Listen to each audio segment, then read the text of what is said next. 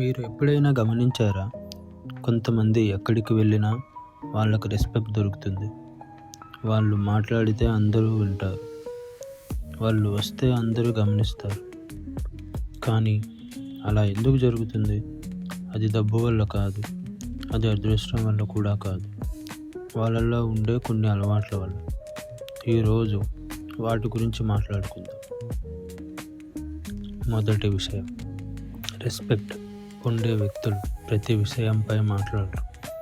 వాళ్ళు మాట్లాడే ముందు వింటారు, గమనిస్తారు, ఆలోచిస్తారు.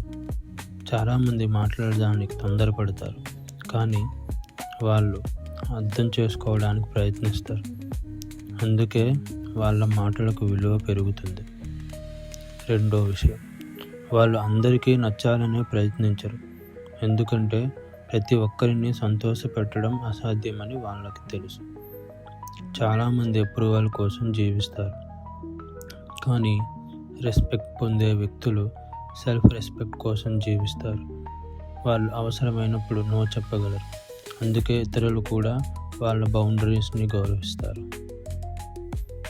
మూడో విషయం, వాళ్ళు తమ ఎమోషన్స్ని కంట్రోల్ చేయగలరు.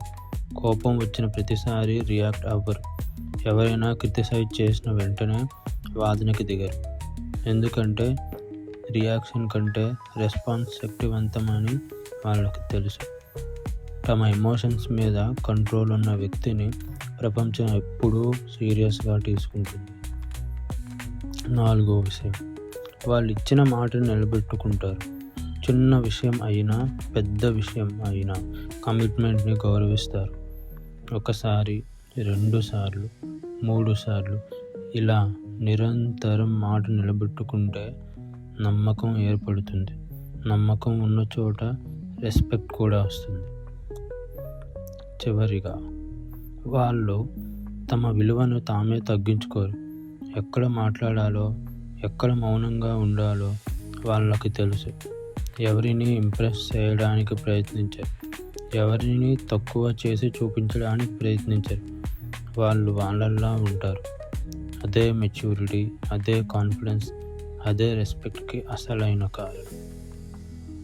గుర్తుంచుకోండి, రెస్పెక్ట్ అనేది అడిగి తీసుకునేది కాదు, సంపాదించేది కాదు. అది ఒక రోజులో రాదు, చిన్న చిన్న అలవాట్ల ద్వారా వస్తుంది. ఈ రోజు నుంచే ఆ అలవాట్లను అలవరుచుకునేవడం ప్రారంభిద్దాం.